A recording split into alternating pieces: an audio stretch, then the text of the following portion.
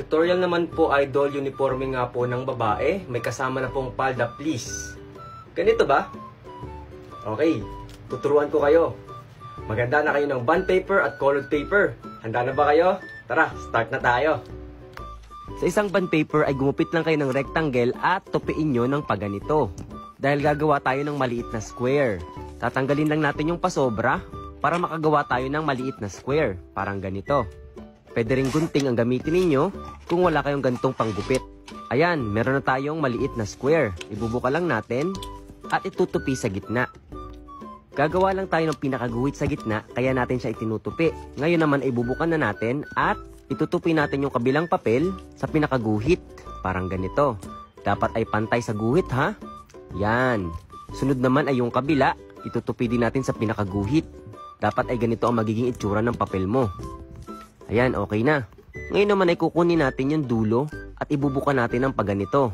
Dahan-dahan lang at baka mapunit. At gagawin din natin yun sa kabila. Itutupi din natin ng paganito. Yan. Dahan-dahan. Yan, okay na. Pangalawa, ibabaliktad natin. At itutupi natin ng ganito kakapal yung papel sa likod. Yan. Ngayon naman ibabaliktad natin at itutupi natin yung pinakakwelyo niya na paganito. Dahan-dahan lang at baka magusot ang papel natin. At itutupi din natin yung kabila ng paganito. Yan, para pantay. Ito yung magiging kwelyo ng ating damit. Kukunin yung dulo at ipapasok dun sa pinakakwelyo. Yan, hugis uniforme na, di ba? Itutupi natin yung gilid, patalikod. At itutupi din natin yung isa pa, patalikod. Parang magiging ganito yung itsura niya. Ayan, nasusundan nyo ba? Itutubi yung mga pasobra-sobra. At ito. Okay na to. Ito na yung una nating uniform. Ito yung panloob na uniform na pambabae. Pwede na siguro to. Tabi muna natin. Kumuha kayo ng colored paper na ka-size nung ginawa natin kanina. At tutupiin yung dulo ng ganito. Yan. Dapat ay maliit lang ang pagkakatupi, ah. Ngayon naman ay ibabaliktad natin at itutupi sa gitna. Kaya natin ulit siya tinutupi dahil ito yung magiging pinakaguhit natin or guide. Ngayon naman ay ibubuka at itutupi natin sa gitna ulit yung kabilang dulo. At itutupi na naman ulit natin yung kabilang dulo. So magiging ganito ang itsura niya. Ayan. Susunod ay ibubuka natin na parang ganito, dahan-dahan lang at baka mapunit ang papel. Kailangan yung sundang mabuti kung ano yung ginagawa ko, ha. Huwag niyong pupunitin yung papel. At yan. Konting buka lang, makikita nyo naman yung guide para hindi mapunit. Yan, ganyan. Nasusundan nyo ba? Ngayon naman ay ibabaliktad natin yung papel, parang ganito, yan, at itutupi natin yung dulo na papel na parang ganito. Nakita nyo yung dulong linya ng papel na tinupi natin, doon natin ilalagay at ito na. Pwede na nating ipasok yung ginawa nating papel na una kanina. O, di ba? Mukha na siyang uniform. Ano na lang ba ang kulang natin? O, ang ganda, di ba? Ngayon naman ay kukuha ulit tayo ng size ng papel na ginawa natin kanina, parang ganito, at itutupi natin sa gitna. Yan.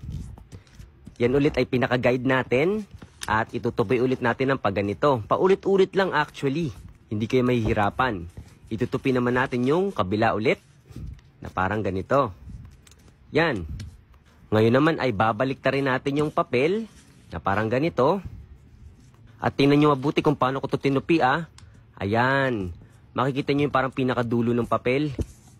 At kabila ulit, itutupi natin. Tingnan nyo. Dapat nakalabas yan, ha? Yan yung magsisilbing palda natin. O, yan. Natupi na natin at itutupi natin naman ngayon sa gitna pataas. Ayan. Dahan-dahan lang. Medyo mahirap itupi ito. Ayan. Tupi natin ng maayos.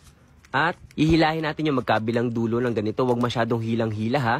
Konting hila lang para maging mukha siyang palda. At yung dalawang patusok sa dulo ay tutupiin natin ng konti. Yan. Para magkasya dun sa pinakadamit natin. Ayan. Palda na to. Ngayon naman ilalagay ko na to dito sa may pinaka ilalim ng ginawa natin. At mukha na siyang uniform. O, di ba?